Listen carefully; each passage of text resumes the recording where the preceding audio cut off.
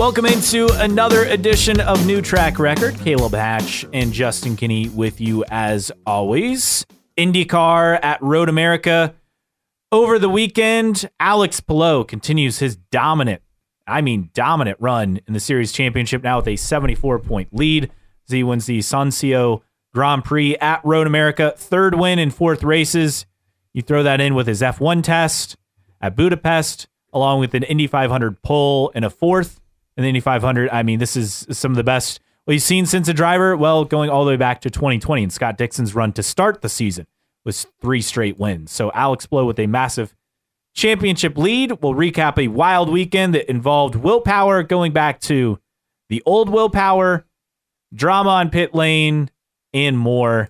That's all to come on this episode. Plus updates on some silly season stuff, schedule stuff as well. But first off, hi, Justin. Hello, Mr. Hatch. Yeah, everything coming up Palou.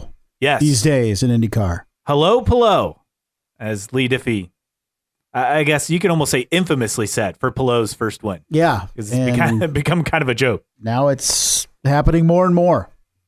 In dominant fashion. I think there's a greater conversation to be had about him as far as it's not just IndyCar now, as far as is being in the conversation for his future. So Alex Palou gets the win. This is not really a surprise. He finds a way in a race that Colton Herta absolutely dominated, but had some issues on the final stint. It wasn't just the fuel save, apparently, as Marshall Pruitt pointed out in his mailbag this week. But for Alex Palou, as we get to our 3 things, I think the first thing is I firmly believe this championship is over. I know it's crazy. I know we're 8 out of 17 races through, but you start off this strong, it is really hard to fall back. You have a race and a half lead over second place. Especially for the team he runs for in Ganassi. This is a team that is one of the 2 teams that is capable of winning a championship in this series. And I firmly believe that. Until somebody else does, it's 2 teams. So he checks that box. And he also checks the box of past success. Already won a championship.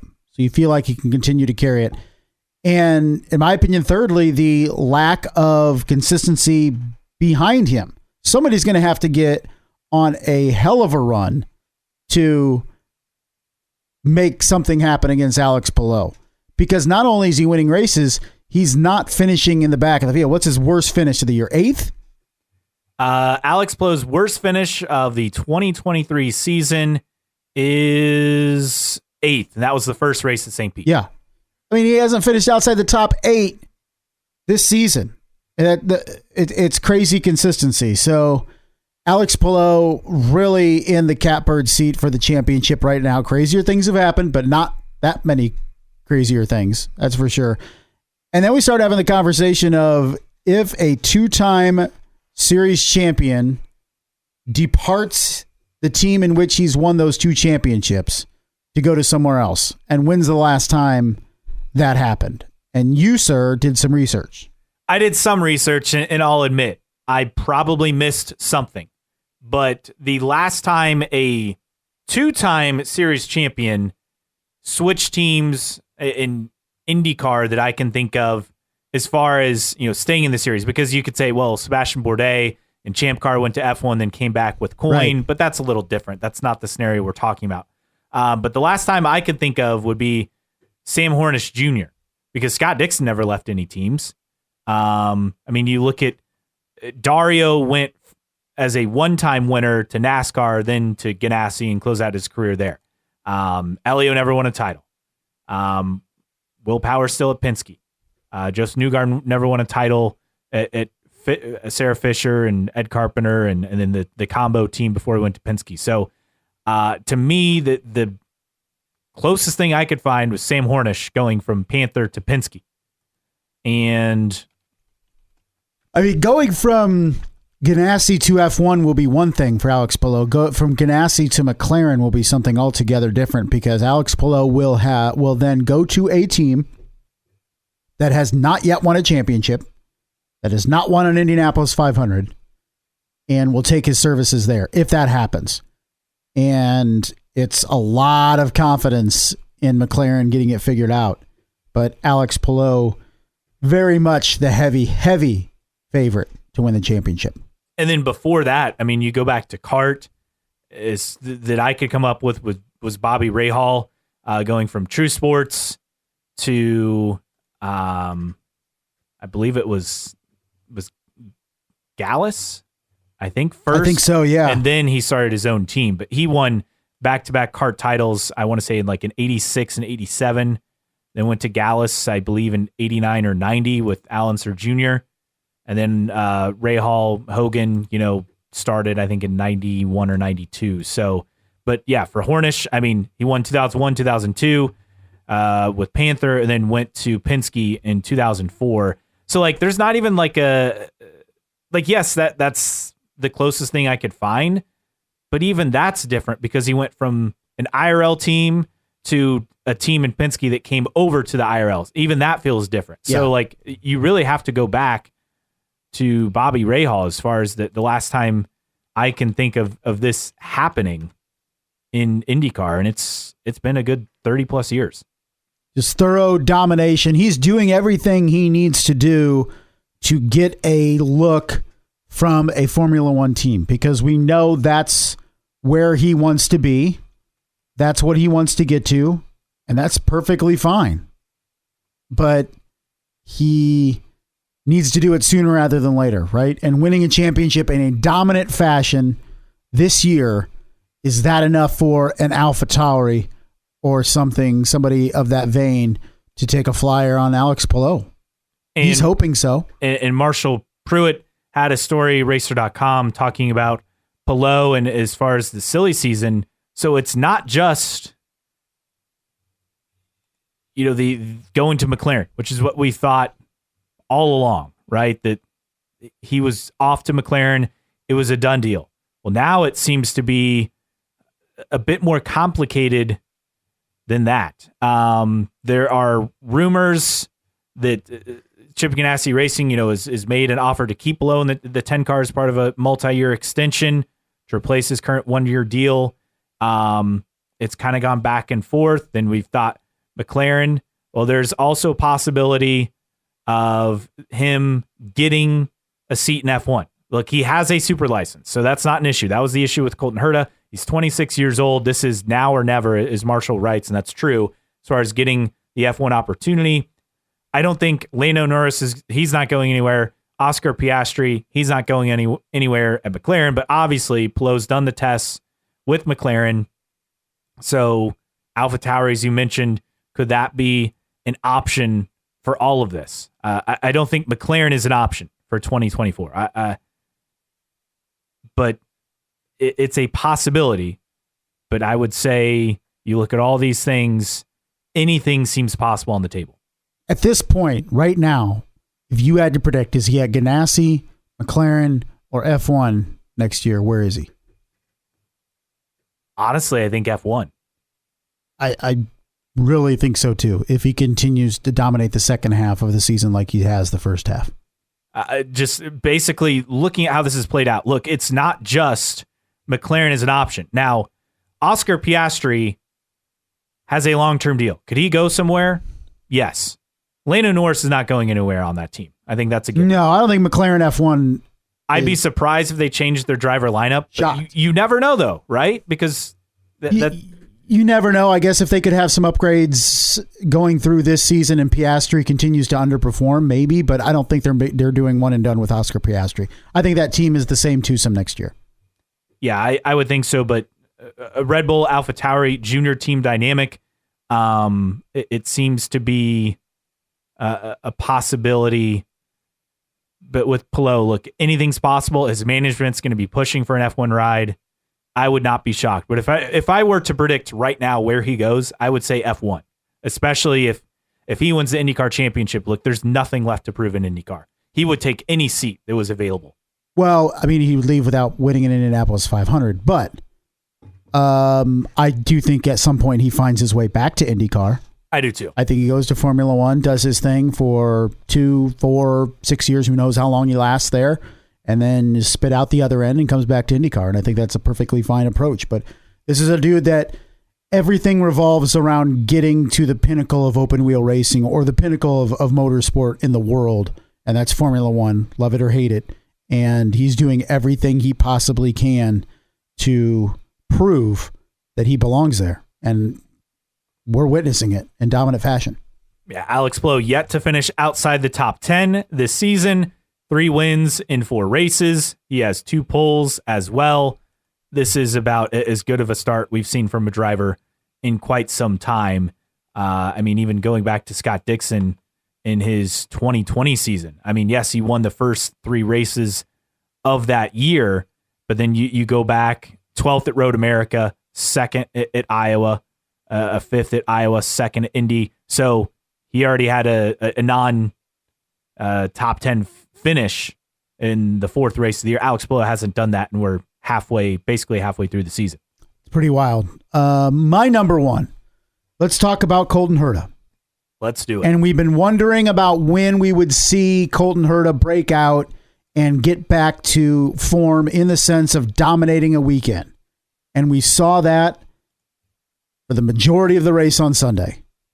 And then let down by strategy and let down by his pit crew. And at some point, Colton Herta is going to snap, I feel, and really make his feelings known about this team, because Alexander Rossi left Andretti Autosport because he felt he wasn't being given the best opportunity to compete week in and week out, season in, season out.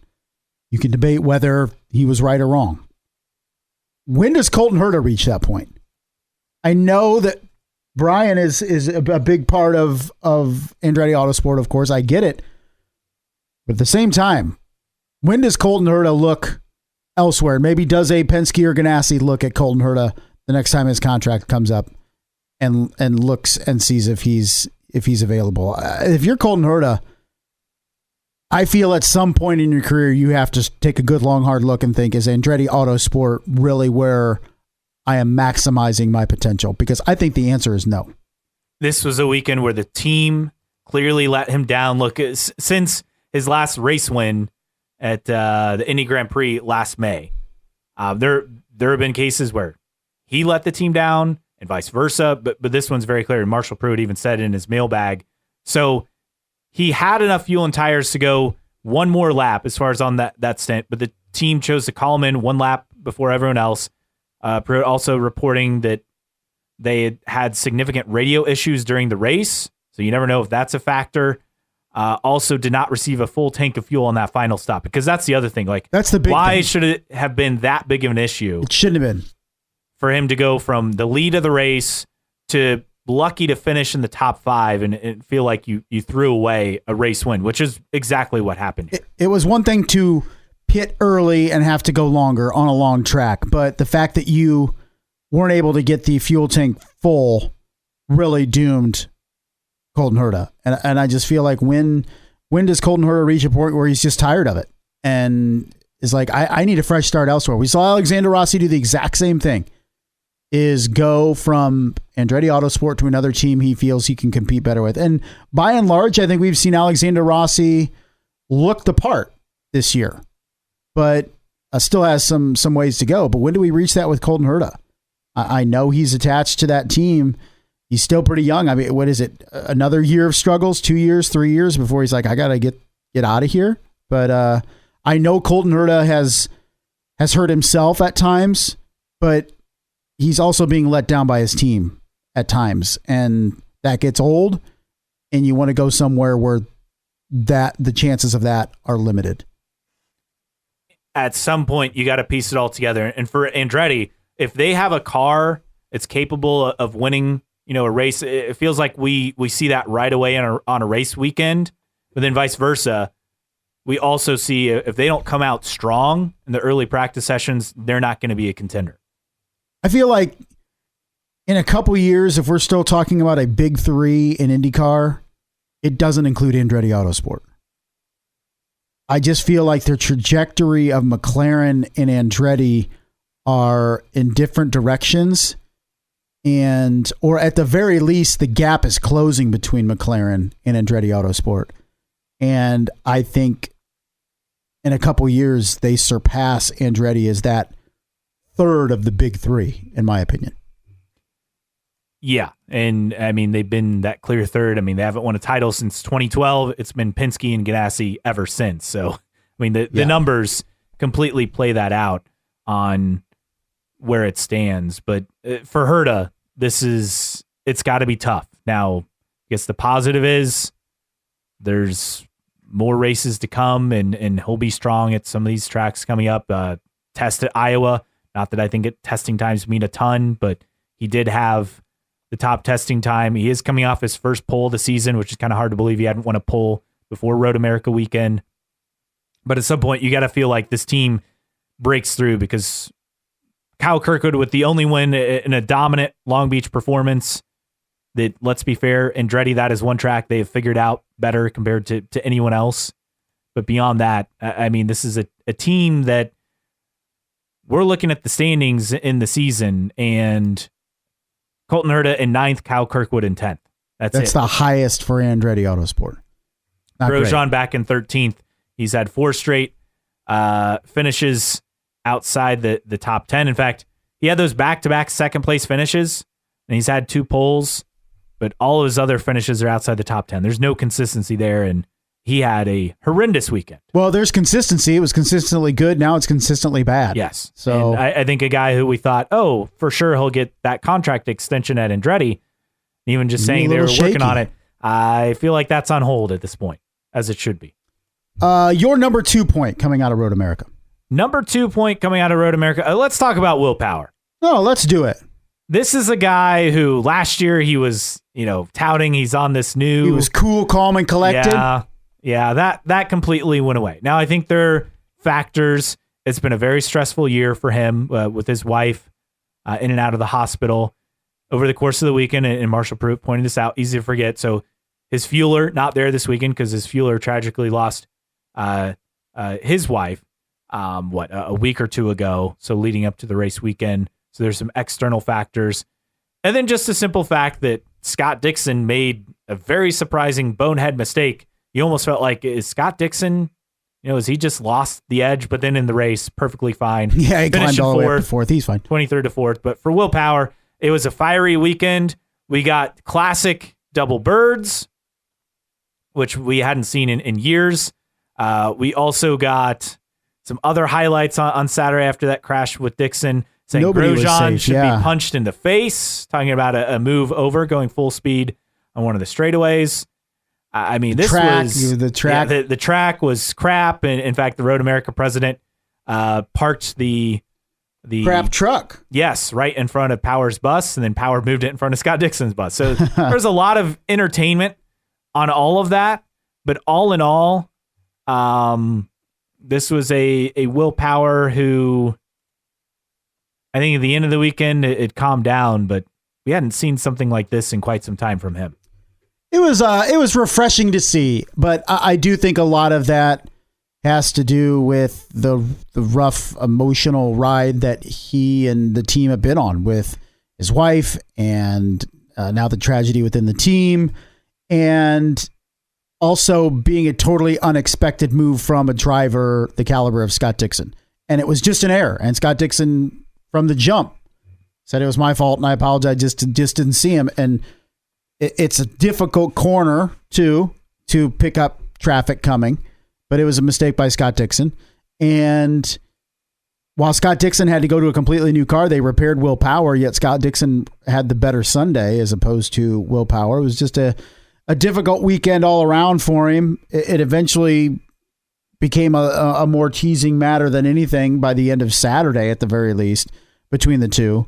But you could just see the release of emotion in a negative way from Will Power immediately after that incident. I don't blame him for acting that way. No. But at the same time, it's very un-Will Power like from what we've seen last year. In the end, you can't change people in the sense of how they react to stuff, and you can challenge or you can channel that energy into a positive or a different way.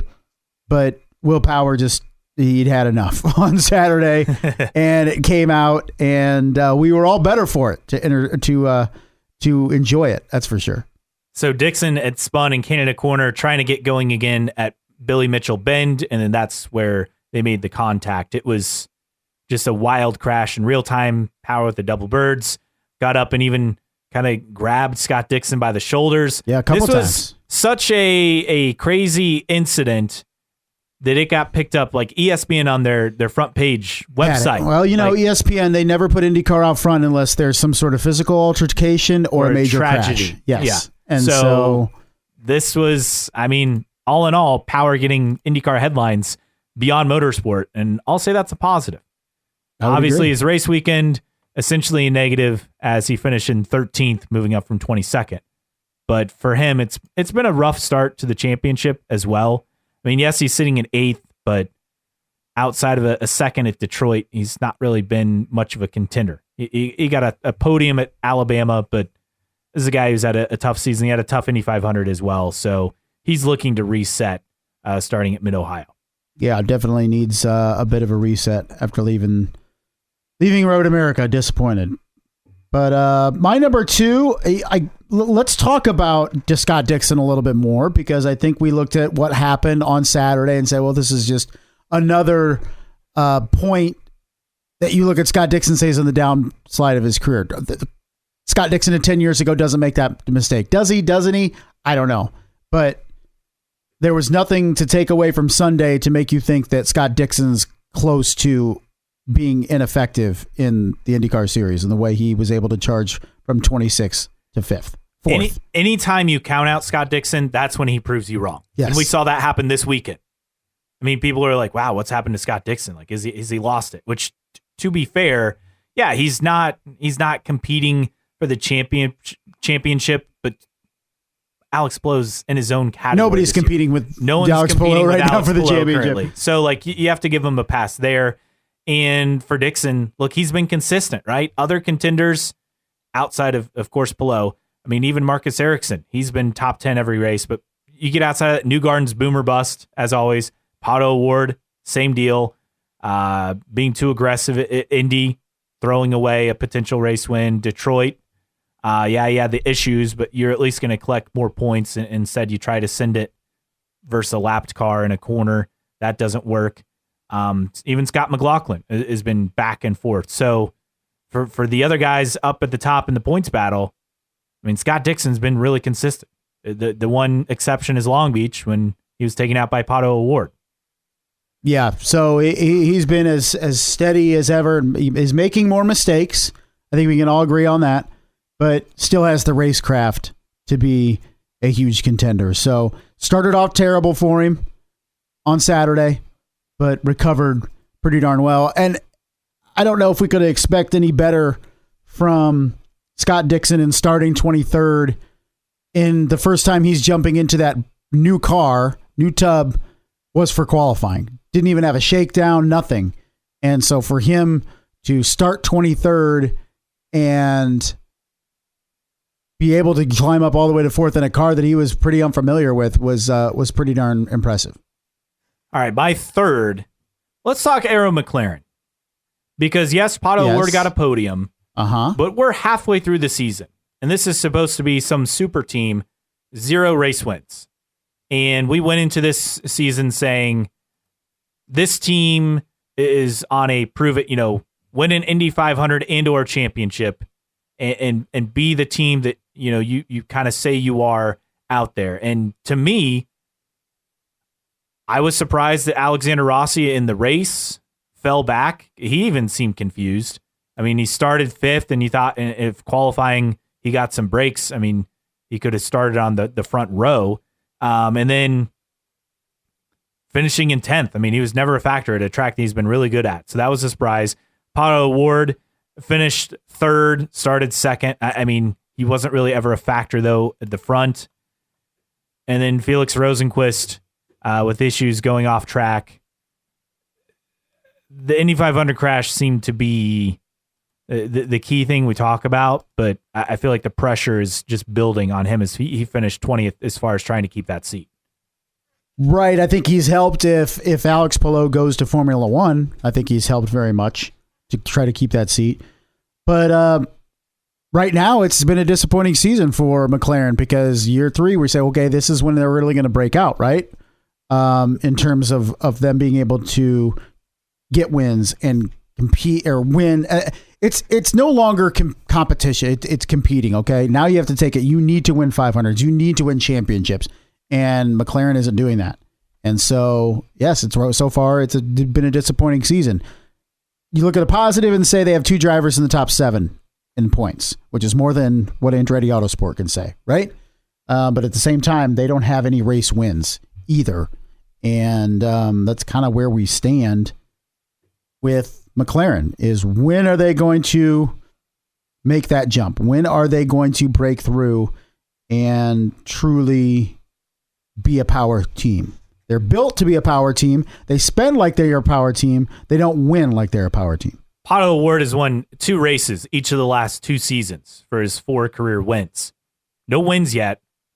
We're halfway through. I guess I'm just very surprised unless this team comes out and has a dominant Iowa weekend again like Pato did last year, getting second and first. I'm just very surprised at how things have gone halfway through the season. And halfway through the season, 7 of the 8 races have been won by Ganassi or Penske. The only win that's not Ganassi or Penske is Kyle Kirkwood. Does that continue in the second half of the season? Because you and I have talked about people saying how competitive this series is. And you and I both agree that it's not as competitive as people like to say it is. It's competitive in terms of qualifying times. Yeah. But on race days, it's not competitive. It's 2 teams that are winning the bulk of the races. That are making the minimal amount of mistakes, both as drivers and in the pits and in strategy and execution and putting full races together. There's 2 teams that can do it consistently. That's it. That just so happens the 2 teams that can compete for a championship. And we talked about, okay, you can expand that to 4 teams with teams that can win a race because now we've gone back, 2+ years now for any team outside of those top 4 to have won a race. And that was Meyer-Shank with Elio winning the 500. Yeah, in 2021. And we're 2+ years removed from that. Yet now you're looking at a first half of the schedule that only 1 win outside the top 2 teams.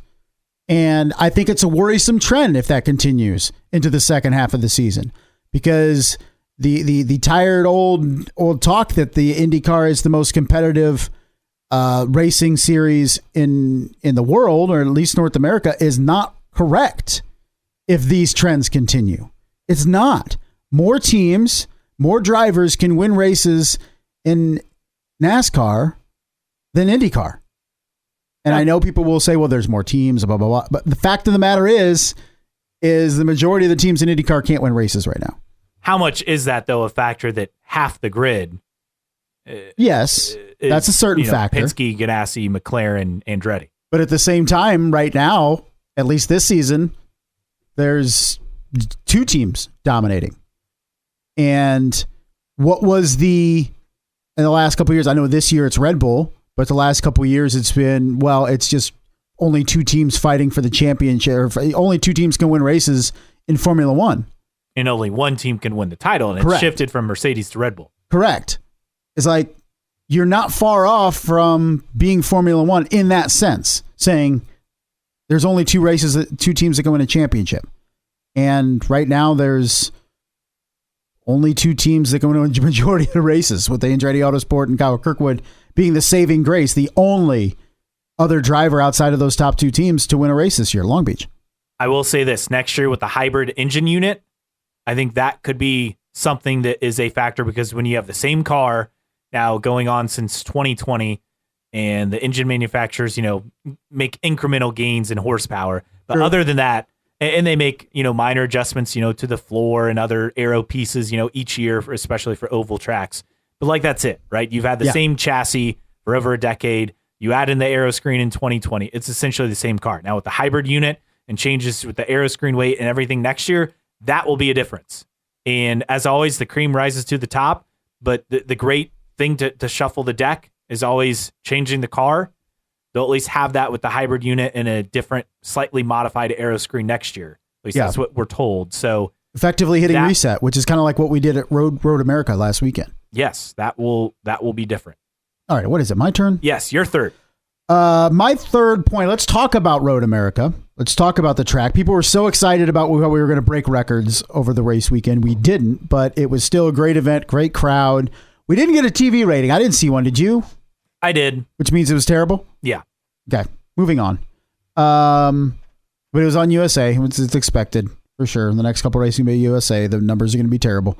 But I thought it was a more entertaining race, and you and I agreed, than I remember at Road America. It's always like, yeah, the scenery is great. It's a great crowd. You talk about the atmosphere, the environment. But in the end, the racing isn't some of the best racing we see on natural road courses all season. But this race delivered, and particularly the first half of the race in terms of drama. And a lot of it had to do with the repaving and not just the speed, but also the unpredictability and trying to figure out how to race on a largely green track. The repave made drivers take risks that they would not necessarily take. It made the track faster, so you're going a lot quicker on the straights. You're going a lot faster in the corners with the repave.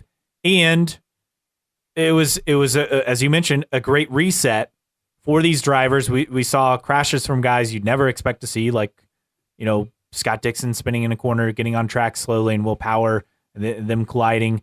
Colton Herta went off several times. Grosjean went off a million times in the race.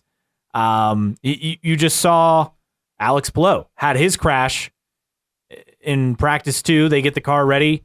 He qualifies third, wins the race. So this was a great event. It's always been a great event since its return to the IndyCar schedule back in 2016. But this is the first time that I felt like I bought into the hype of Road America. I'll be honest. I've not been, and I know I need to go. Everyone says that. This is a track I'd like to go to one day for a race weekend.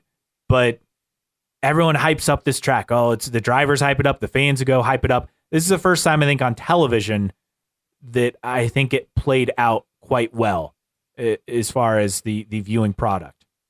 I thought it was a great weekend, and the ability to hit reset and go to zero for a track, whether it's changes in the car, changes to the track, is refreshing, and that's what we were able to get at Road America. And it was tough to corral that track because of the muscle memory and how used to the track that the drivers were. Here's the thing: is people say, well, you could sim Detroit with the new layout, but you can't sim Road America in the sense of the changes to the track because of the repave. And you weren't able to get that experience until practice began on Friday. And it was a lot of drivers were chasing it through the entire weekend, and it made for some interesting scenarios in the race. A lot of offs, a lot of, I thought this was going to happen with the car, but instead this, a lot of, what do I go with, reds or blacks on this surface? So there was a lot of questions, and in that respect, it was entertaining. And for the drivers, like Will Power complaining about the off-track surfaces, about the grass. And yes, it did look drier there compared to normal, as far as the grass, not as bright green as you're used to seeing, especially up in Wisconsin in the summer in June, as Townsend Bell pointed out. But look, you got to stay on the track, right? Yeah, stay on the track or get punished. Yeah, I think I have no problem with it. This isn't Formula One. We don't have tons of paved runoff space. This is what makes IndyCar unique. And I thought the track delivered with the repave, and it will be interesting to see the same scenario play out at Laguna Seca at the end of the year.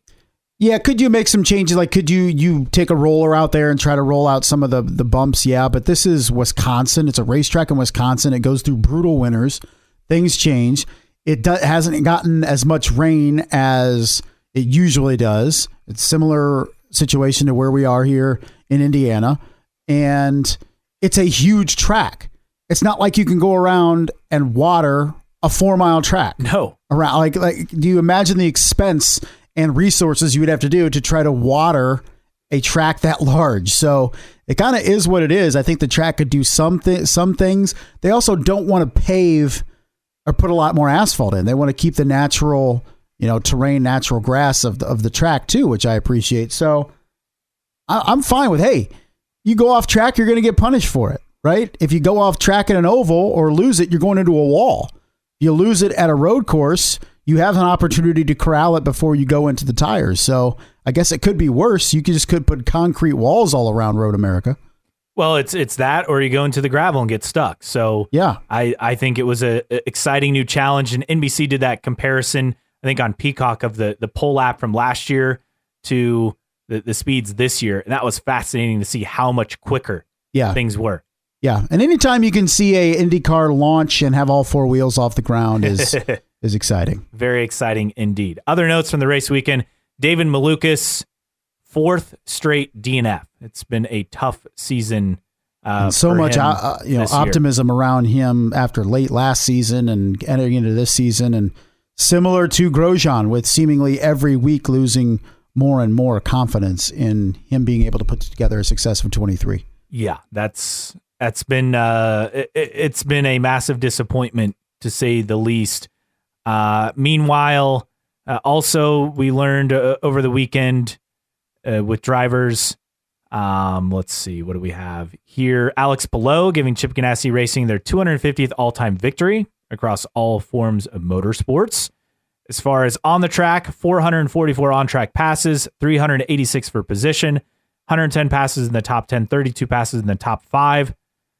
All the most since IndyCar came back to Road America in 2016 as well for that event. So another major positive there. We mentioned Romain Grosjean having a very, very difficult race weekend. There was a lot of contact and stuff early for a lot of drivers. Here's what I did not understand.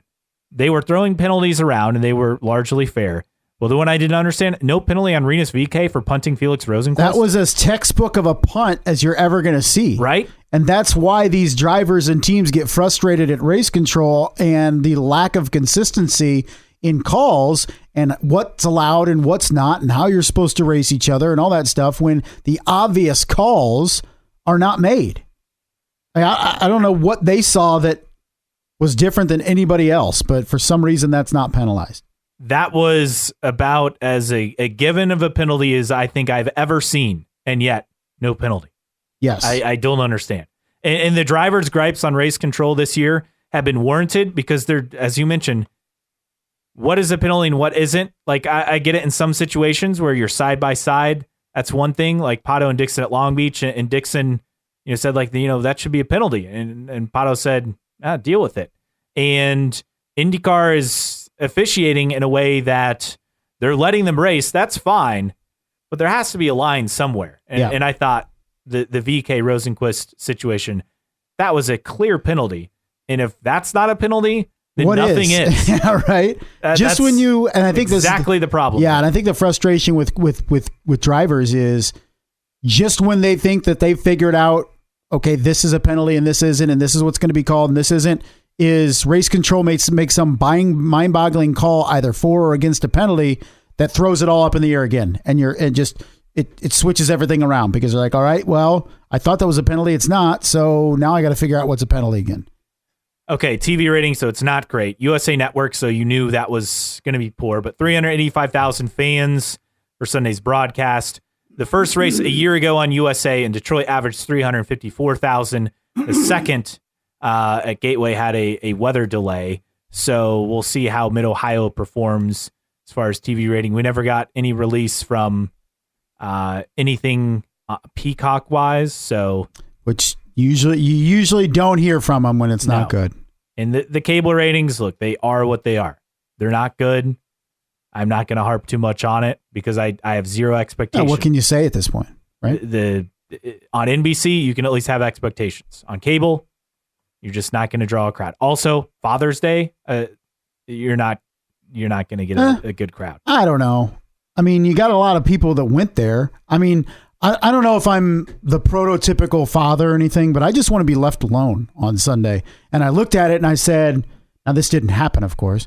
I looked at it and my wife kept asking me, well, what do you want to do? I'm like, nothing. Well, you got to be wanting to do something. No, I really don't. I don't want to do anything because I'm looking at it and say, I can have an afternoon of watching Formula One, getting a good nap in during Formula One, recording IndyCar, and then watching IndyCar after, and then probably sneaking in the Indy Lights race as well. And I'm thinking that would be a perfect Sunday for me. I didn't get it. I had to watch. You didn't ask for it. I did ask for it. It was like, oh, it's a whole nother thing. But yeah, it's like, I'm thinking a majority of dads would just like to be left alone and watch TV. And I think maybe that would get them a good rating, but I guess not. I don't treat it, I guess, as other holidays or holiday weekends. I think you should be able to get a decent rating on Father's Day, but Cup doesn't race on Father's Day, so maybe there is something to that. But Cup races on Easter and Mother's Day. Yeah, explain that to me. Baffling. Why Mother's Day and not Father's Day would be my thing. Meanwhile, this stat from Calhoun 98, Russ Thompson, Tony Kanaan is the best average finish of any champion, both series, since 2000. He had an astounding 3.0 average in 2004, 15 top fives in 16 races. That is ridiculous. Only 3 others in the threes since 2000. After yesterday, Alex Palou is a 3.5, obviously on pace for a tremendous season. So that puts it in perspective of how dominant this start to the season has been for Alex Palou. Been very impressive. And kudos to Ryan Hunter-Reay in getting into the wall and wrecking during qualifying, but still getting his way up to 17th place. I know it's not flashy, it's not sexy, but for him, his first weekend, and you mentioned it, that kind of, is at the barometer for a guy that jumps right into the seat and trying to learn everything really quick.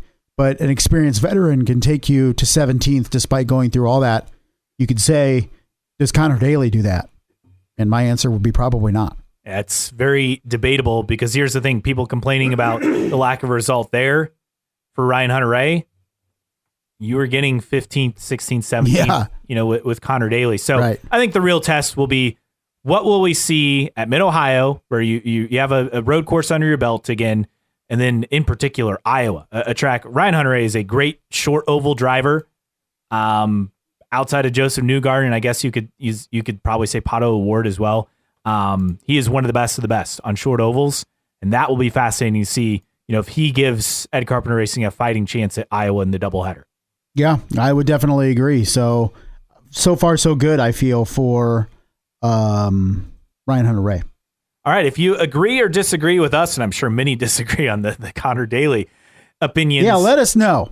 Let us know. You can find us. NewTrackRecordPodcast.com is the website. While you're there, sign up for the email list. It is free to sign up for.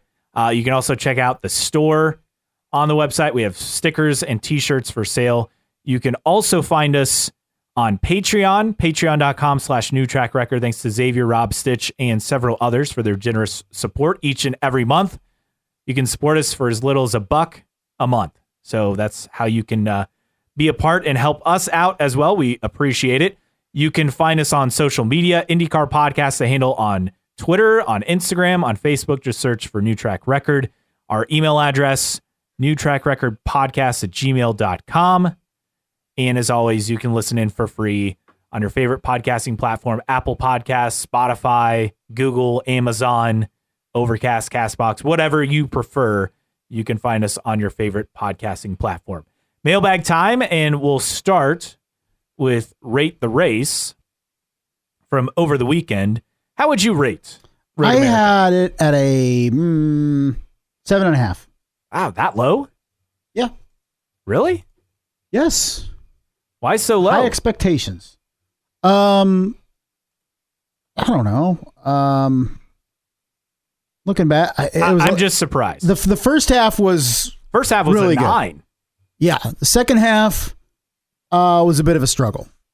It was good, get me wrong, but it wasn't as good as the first half. If you would have flip-flopped it and the first half was the second half, I'm probably rating it higher than that. But no, I think after the excitement of the first half, I thought it was a little bit anticlimactic. That's what I'm going with. I'm going to go with 8.5. I thought it was really good. Obviously not super close at the finish, but you had good battles in the top 5 toward the end, plus Colton Herta dropping, so you at least had some late drama. But I'll go 8.5. So here's what listeners had to say. Bengals DFW gave it an 8. Would have been a 9 if Grosjean had punched power. H. Sabedra said 9 out of 10. More cautions than I expected, but really picked up at the end. Here's the thing. We had a lot more cautions. Like Road America's had several of these where it goes caution free. Yeah, or one at the most, but that's the beauty of the unknown with that track is you had a lot of issues and led to yellows and led to action on those restarts. Cole the Show Bear 8 for how many times Grosjean was off track. Rock Them D gave it an 8. Field stay packed up in elbows route. Opinion, they told Colton to hit a number to make it to the end. After he finished, he had enough fuel to drive the 4 miles back to the pits. I know it was at reduced speed, but I'd rather win and coast into 1 out of fuel. So apparently they short filled him. Plus they had radio issues, as we mentioned earlier. So I think both of those factor into that. According to Stitch, gave it an 8. An average race at Road America is better than a good race at a lot of tracks. I thought this was above average, personally. Sure, I'd agree. Plain Spades race 9 out of 10. Pelot dub 0 out of 10. Overall 7 out of 10. Yeah, a Pelot hater, huh? Yeah. Big D Cart gave it an 8, just like everyone else, I guess. Perhaps Kirkwood will have something for Pelot at Mid-Ohio. Mid-Ohio is going to be, if Pelot dominates and wins Mid-Ohio, like, this is going to be like an historic season. Yes. Jeremy from HBG, 8 for the race, 2.2 for my internet provider. Because with that speed, I ended up buffering my way to 5 minutes behind at the end. Really can't wait for REMC to get the fiber hooked. Yeah, that's a problem. Clutch. P. Gaynor 14, 7.5. Indicate Harden gave it an 8. R. Cole gave it an 8. Good race with some good drama throughout. Very entertaining. I don't understand Herta's or Armstrong's strategies. I think with Herta, it was, as we mentioned, other factors. But Armstrong, yeah, we didn't talk about Marcus Armstrong, a guy who's looking like a sure top 10 finish. And then they keep him out for absolutely no reason. Some stupid reason because then he goes off track and finishes in 24th. I don't understand. Yeah, a guy that got screwed over by strategy. It was him for sure. And then Hunter's Way 67 gave it an 8. Just wish AA hadn't screwed up the strategy for Colton. They gifted that win to Pelot. So that's a look at rate the race for this week. Other notes, other tweets from the weekend, and of course, Willpower, a spicy Willpower, as I referred to him. Yeah. D. Sullivan 251, an angry Willpower is entertaining. Hunter's Way 67 says, I love it. Drop the gloves. Jeremy from HBG. He was last seen insulting a hockey puck. And P. Gaynor 14 sent a gif of who's the guy from SNL who comes in on a Weekend Update, and is it like Stefan or something? Oh yeah. Saying spicy. So, that's pretty good stuff there. I don't know if we have a whole lot of other things to get to. Okay, we have these from the championship. So you posted this poll. Alex Palou, 89%, nearly 90%, just over 10% said someone else as far as who wins the championship. Yeah, about expected, I thought. FitJ 1983, I think it would take a massive amount of mechanical failures for him to not win, as he clarified. Ganassi as a whole is just on another level with pace and reliability this year. Find it mind-boggling that Newgarden is somehow in third, despite not really having any pace at road or street circuits. Yeah. Daniel SCM 2004 said AP wins this in a cakewalk. Big D Cart. It'll be Palou, but I'm still picking Kirkwood to win Mid-Ohio. Hunter's Way 67 says championship is done. Yeah, I fully agree. I don't think we're going anywhere. And then FitJ 1983 said, I think the gap closes a little bit with Iowa twice, Gateway heavily favoring Newgarden, so Palou 1 and Newgarden number 2 for a 4th straight year. They've been 1 or 2, 4 straight years. Back and forth. I do think the key weekend left is Iowa, obviously, yes, with 2 fully points paying races in 2 days. If Alex Palou comes out of there with at least 1 win, regardless of what he does with the other race, the championship's over. All right, so that's a look at the mailbag. Time for news and notes. Takuma Sato will stay with the number 11 car for Ganassi for the doubleheader Iowa. Kind of surprised about that, are you? A little surprised, but after how Armstrong, like I almost feel like Road America was an audition potentially. Yeah. But he didn't, it wasn't his fault. No, it was not. Sato did the Iowa Speedway test that took place on Wednesday of this week, as well as we record on Thursday morning, June 22nd. So that note. Also, Nathan Brown of the Indy Star had an article with Ed Carpenter and Ryan Hunter-Ray coming into the team. And this little nugget, BitNile staying on with the team through the end of 2023. Also, Ed Carpenter says they're closing in on a new deal for the future. I just find it amusing that, a month ago at this time, Connor Daly was telling people that he and his sponsor could go to another team and how loyal and stuff they were to each other. And now BitNile is about to sign a longer deal with Ed Carpenter Racing. Careful what you say out there, right? Yes, absolutely. Meanwhile, IndyCar schedule news. We have a lot on here. So first off, you had Roger Penske at the Milwaukee Mile on Sunday morning before the IndyCar race at Road America, as the Milwaukee Mile hosting an event there that weekend. Bob Sargent, the promoter. So they're both there. Interesting, right? So that's the first thing. Then you have stories come out about this. We talked about Sao Paulo. So an update on that. Apparently during the Brazilian broadcast, they mention it, and we mentioned SP Tourists. That's the Tourism and Events Agency of the City Hall Secretary of Tourism. So that's what that means about bringing the series back to Brazil in 2024. It was confirmed to TV Cultura, which is Brazilian over-the-air broadcaster. The target is a June race date. An idea is running at Interlagos instead of the street track. So there's a bit of an update there. And then as far as Milwaukee, Penske kind of downplaying this in an article Nathan Brown of the Indy Star put out there. But notice how there's no outright denial. Well, what could it be? Now, he hints at one particular massive thing that needs done. What could it be? It's got to be something with like the walls or the pits. So Penske saying they made some improvements in the Indy Star article. They're interested in us coming at some point, but we haven't made any commitment at all. I wanted to see it, and they made some big steps there, which is good. Like to come back. They have quite a bit. They have to do quite a bit more work. I would say that's the bottom line. What they've done with the soft walls and some of the safety things are as good as I've seen, but it's not all done. We've got a pretty big step still to take. As you mentioned, I don't know what that is.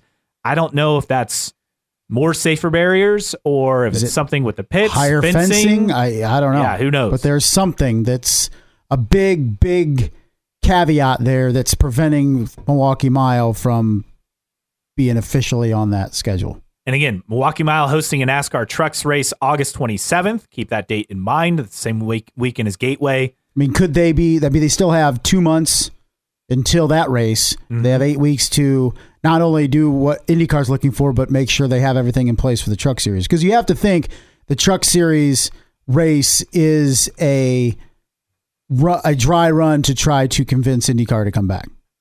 Plus, the Wisconsin State Building Commission. Remember, State Fair Park is a government-owned property, so they approved nearly $3 million with funds from the park, state and private entities for track improvements. They repaired and added numerous safer barriers. So Penske still says, though, additional upgrades are needed. But again, not saying specifically what those are. Did say anything is possible, but we don't have any kind of a deal. Yeah, I don't think they have a formalized deal because they haven't signed the contract. That doesn't mean they're not in serious discussions, but look. There could be a deal, effectively could be a deal on the table if they go through all their checklist and make sure everything is checked off and what they need.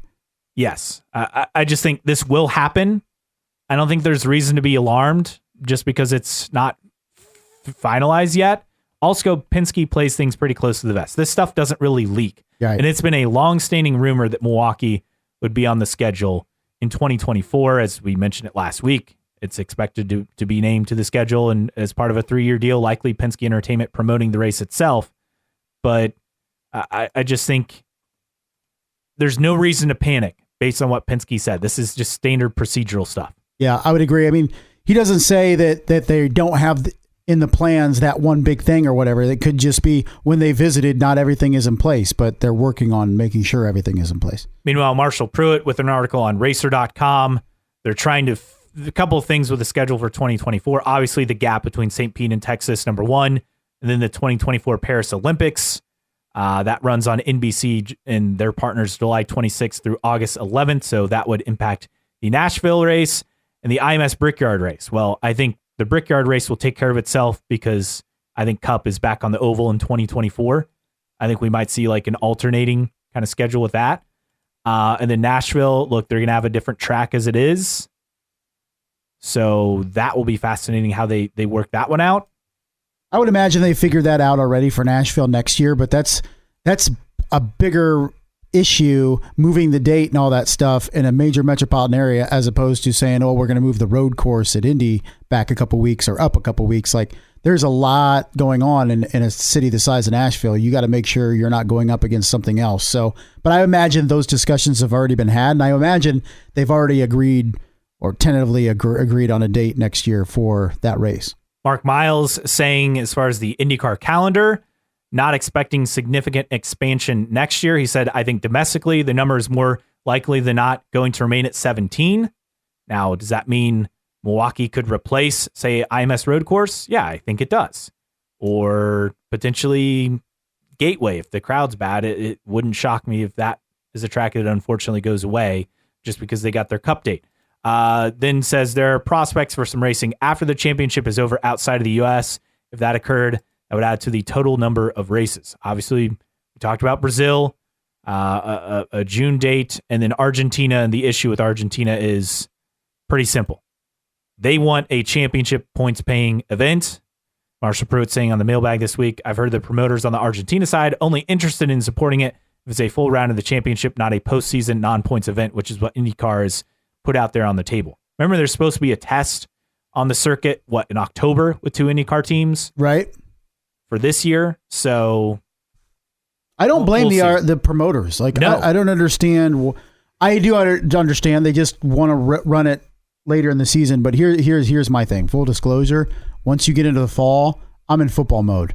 So if there's a non-points paying race in Argentina on the same weekend as some big college football games and NFL games, I really don't know when I'm going to watch that race because it doesn't matter.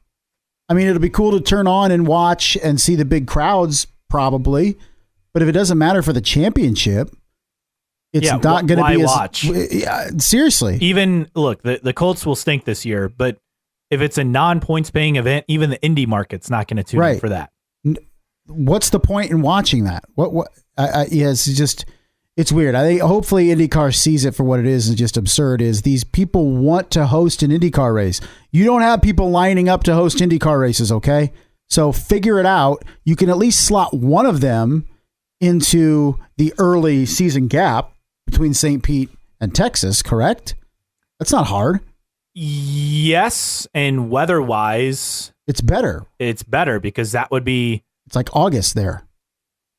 Yeah, September. That would be like ending. It'd be late summer.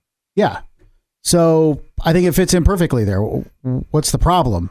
I don't know. Hopefully IndyCar isn't. Well, I can say they're complicating things too much. I feel at this point, and to me, I guess it means less to me than IndyCar. Like if you ended your season and your championship, I guess in Buenos Aires or Argentina or something like, but I don't see the problem. But I know with your corporate sponsors and all that stuff, it's a big deal. Yeah, that's a no-no. Rifle through a few other news and notes items. Adam Stern reporting as far as renewals for next year's Indy 500 event, currently tracking toward an increase in renewals year over year. Let's not forget Kyle Larson will be part of the entry list for next year as well. I think we're looking at, I don't want to say with 100% certainty, but I would say if I were to put a percentage as far as reserve seats selling out, I think a very, very high percentage. You think we're on the way to that? Yes, I really do. We were close this year. Exactly, a few thousand away. Congrats to Katie Kyle. Her and Taylor Kyle welcomed their second child, Knox, for the weekend. So Taylor now with Chip Ganassi Racing. Meanwhile, 100 Days to Indy, second season, according to Mark Miles, is very likely. That from Racer.com. This is not surprising. We've heard positive things. New AJ Foyt documentary is debuting July 17th at USAC. That from Vintage Motorsports. So they released the Bettenhausen family documentary. So USAC and Flow Racing doing an AJ Foyt documentary. So that's pretty cool.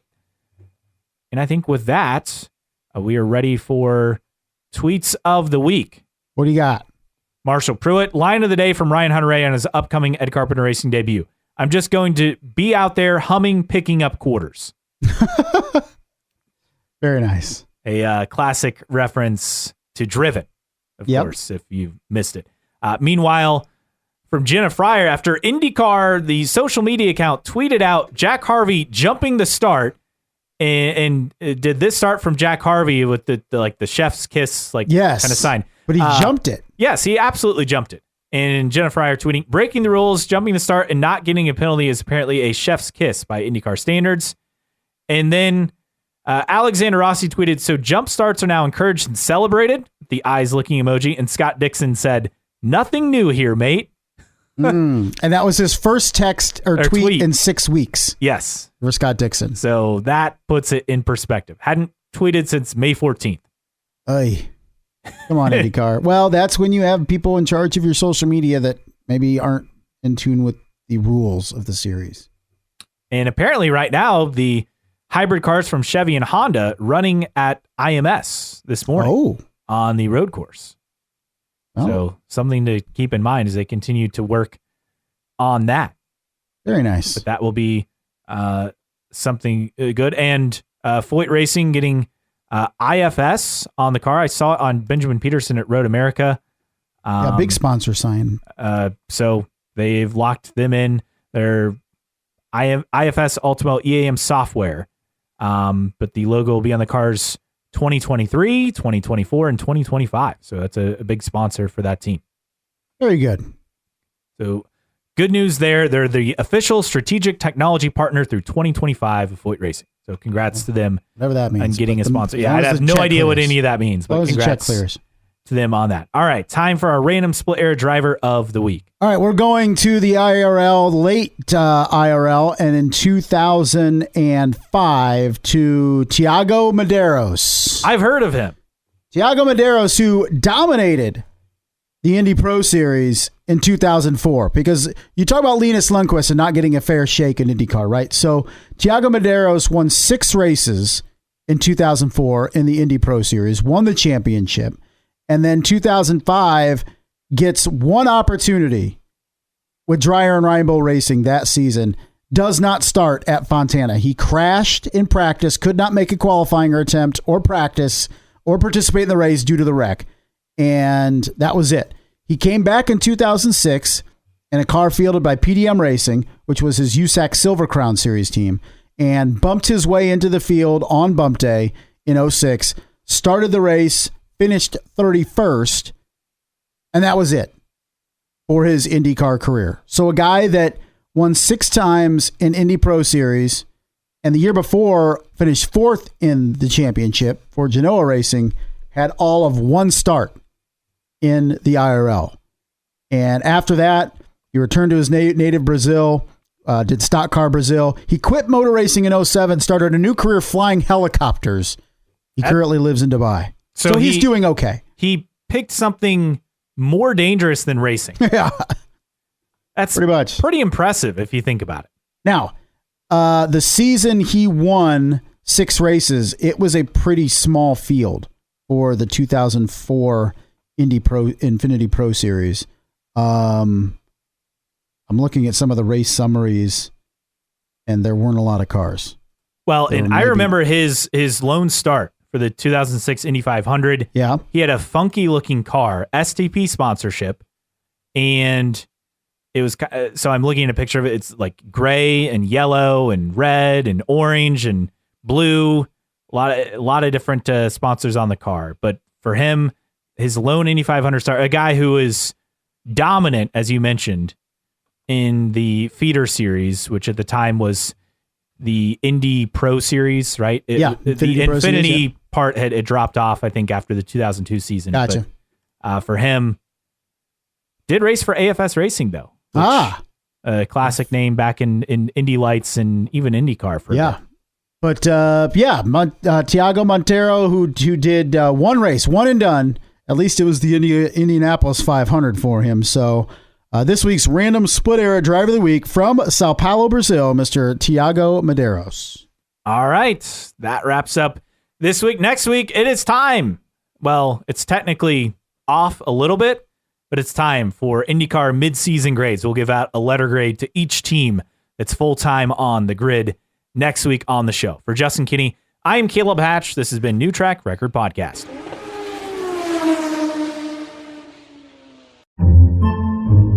Podcasts by Federated Media.